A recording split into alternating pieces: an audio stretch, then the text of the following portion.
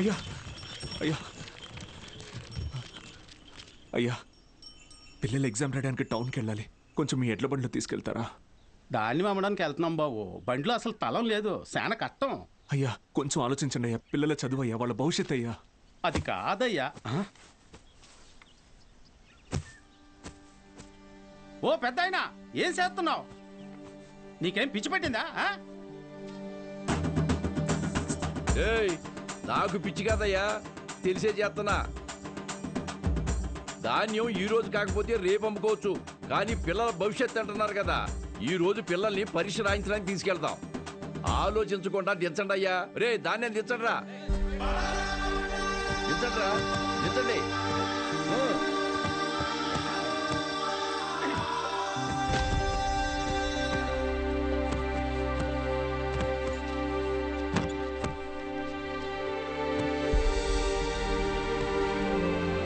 పర్లేదు, ఎక్కండి అయ్యా, ఎక్కండి.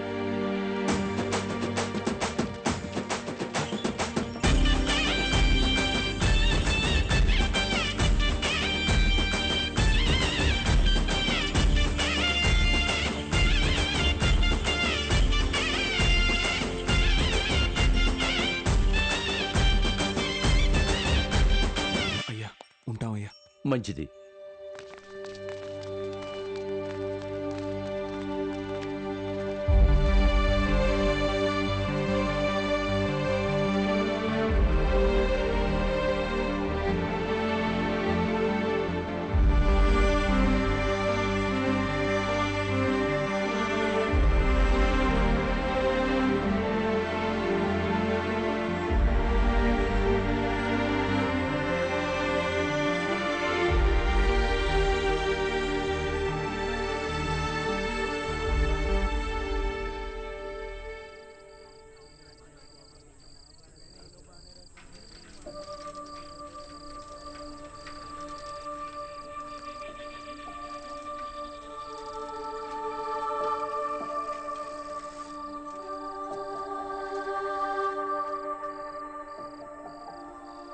ఈరోజు ఎంసెట్ ఎగ్జామ్ రిజల్ట్స్ అన్నా, భయంగా ఉంది, కొంచెం చూసి చెప్పవా? అందరికీ ర్యాంక్స్ వచ్చాయా సార్? మీకే ర్యాంక్ వచ్చింది sir?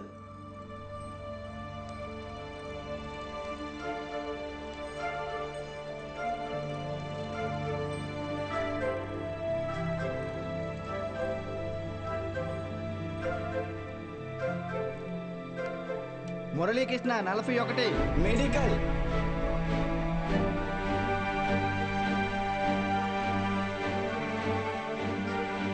Suresh 59 medical. Bhargavi 9 medical. Kusuma 55 engineering. Congratulations sir. Thank you. Ananthalakshmi 43 medical. N Rambabu 29 engineering. M Venkatalakshmi 30.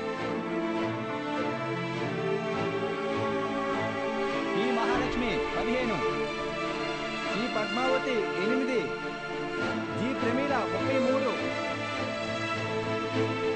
D Veeranna 9.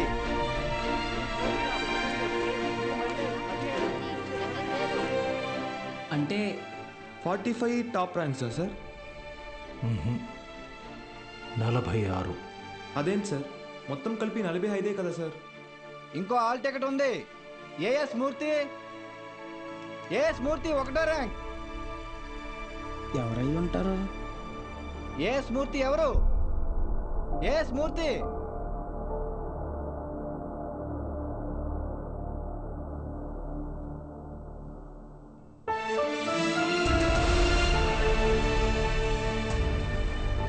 నాతో కలిపి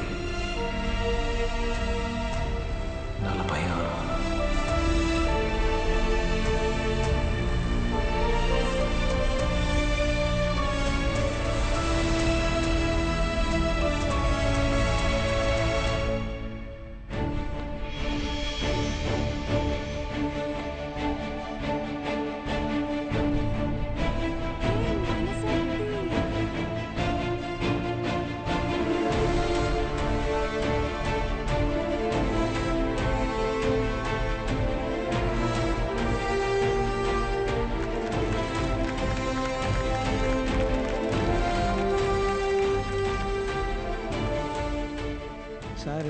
ఇమ్మని చెప్పారు. సతీ, నీ పూర్తి పేరు చెప్పు. అన్నవరం సత్యనారాయణమూర్తి. చాలా పెద్ద పేరురా.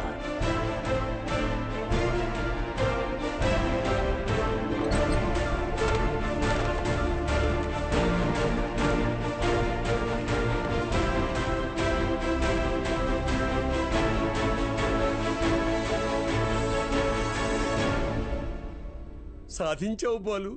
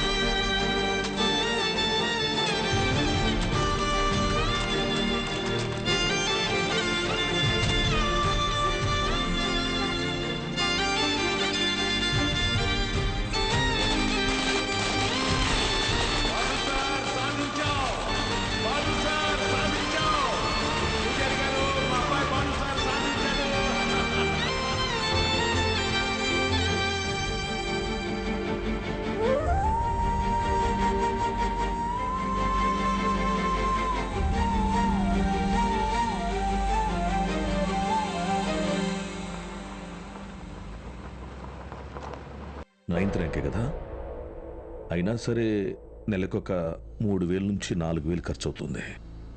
మీ నెల జీతం 900 అనుకుంటా కదా? అవునయ్యా. భయపడద్దు, అప్పు చేయక్కర్లేదు. మీ అబ్బాయి చదువు పూర్తయ్యేంత వరకు ఫీజు బాధ్యత నాది. పై చదువులకు అమెరికా పంపిస్తాను.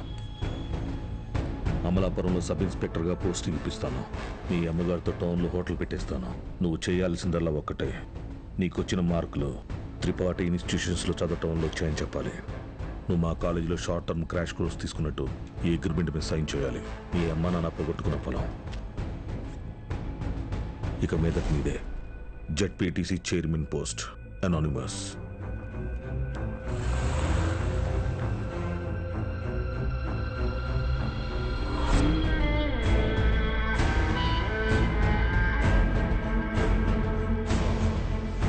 బాలూన్ తీసుకొచ్చాను sir.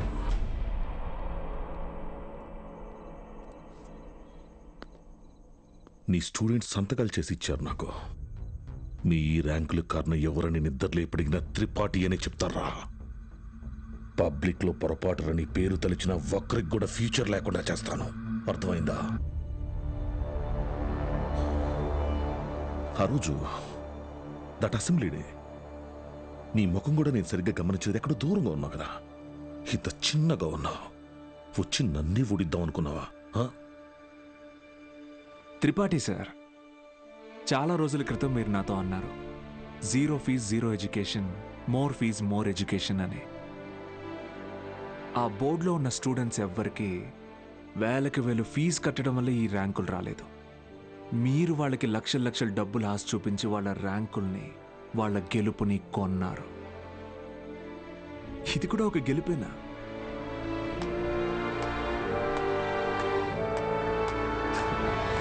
Okay sir, thank you sir. Take care sir.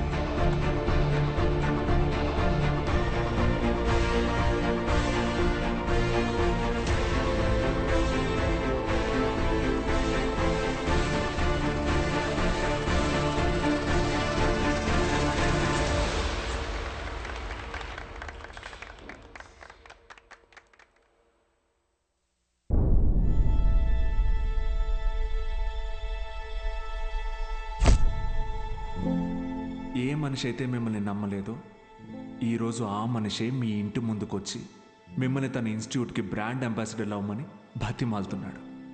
ఏదే బూస్ట్కి సచిన్ ఉన్నట్టు. ఇది కదా నేను మీకు దక్కాలనుకున్న రెస్పెక్ట్. వచ్చింది. సూపర్. సంతకాలు పెట్టండి. కాంట్రాక్ట్ మీద సంతకాలు పెట్టండి. చదువు అనేది వ్యాపారంగా మారి చాలా కాలమైంది. ఫ్యూచర్లో ఇది ఇంకా పెద్ద వ్యాపారం అవుతుంది. ఈరోజు ఇంటర్ ఫస్ట్ ఇయర్ సెకండ్ ఇయర్కి వసూలు చేసే ఫీజుల కంటే ఎక్కువ ఫీజులు ఎల్కేజీ యూకేజీ క్లాసులకి వసూలు చేసే రోజులు వస్తాయి. మన కంటికి కనపడేది త్రిపాఠి ఒక్కడే, కానీ తనలాంటి వాళ్ళు ఈ దేశంలో చాలామంది ఉన్నారు. మీ చదువుకి ఖర్చయ్యే ప్రతి రూపాయి త్రిపాఠి జేబులో నుంచే రానివ్వండి. మీ ఇంట్లో వాళ్ళకి ఇస్తానన్నవన్నీ ఇవ్వనివ్వండి. పై చదువులు చదివిస్తాడా? చదవండి. తన అహంకారాన్ని వాడుకొని మీరు ఎదగండి. మంచి పొజిషన్కి వెళ్ళండి. బాగా సెటిల్ అవ్వండి. అప్పుడు చదువుని కొనలేని వాళ్ళకి చదువుని పంచండి. మీలాగా వాళ్ళని గెలిపించండి. 46 మంది ఉన్నారు. మీరు తలుచుకుంటే ఎంతో మంది జీవితాల్ని మార్చగలరు. వచ్చి ఆ కాంట్రాక్ట్స్ మీద సంతకాలు పెట్టండి.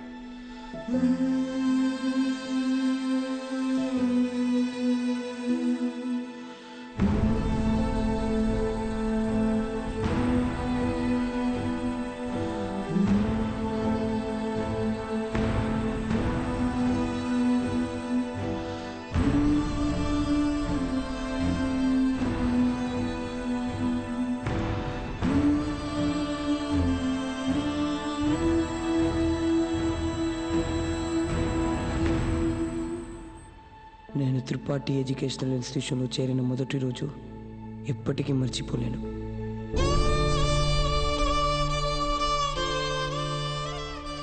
లెక్చరర్స్ అంతా నాకు ఎంతో అంటగా నిలబడి నన్ను ప్రోత్సహించారు.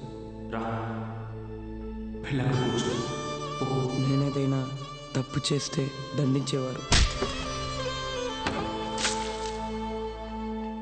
వాళ్ళే నన్ను సరైన దారిలో నడిపించారు. నాకంటూ ఒక లక్ష్యాన్ని ఏర్పరిచి అందులో నన్ను గెలిపించారు.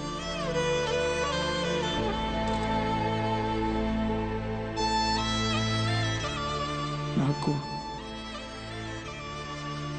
అమ్మ నాన్న లేరు. త్రిపాఠి ఎడ్యుకేషనల్ ఇన్స్టిట్యూషనే నా ఫ్యామిలీ. అక్కడికి అందరూ అమ్మ నాన్నలతో వస్తారు. నాకెవరూ లేరుగా. ఆయన వస్తారేమో అడుగుతారా?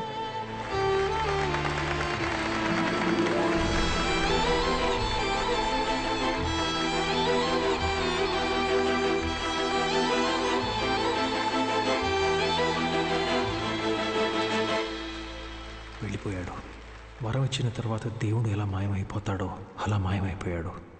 ఆ తర్వాత బాలు సార్ని మేము ఎప్పుడూ కలవలేదు. ఆయన ఉంటే త్రిపాఠి వల్ల మాకు ఎప్పుడైనా ప్రాబ్లం వస్తుందనుకున్నాడు ఏమో. వెళ్ళిపోయాడు. ఏ పాడుబడిన థియేటర్లో బాలు సార్ మాకు చదువు చెప్పారో ఆ థియేటర్నే ఇప్పుడు మేము కోచింగ్ సెంటర్గా మార్చాం. సంవత్సరం పొడుగునా మా 46 మందిలో ఎవరో ఒకరు వచ్చి ఈ పేద విద్యార్థులకి క్లాసెస్ తీసుకుంటాం. అరే అభి మీ తాతరా? ఇక్కడ చదువు అమ్మబడదు, పంచబడుతుంది.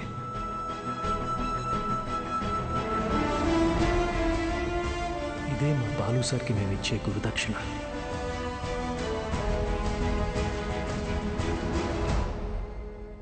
ఇప్పుడు బాలు సార్ ఎక్కడున్నారు సార్? తెలీదు.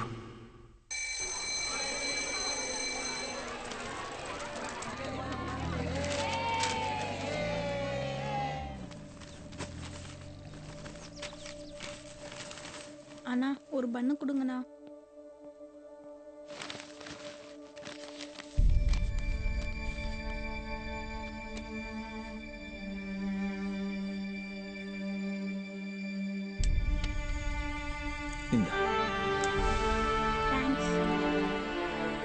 படிக்கணும்னு ஆசை இருக்கா தம்பி?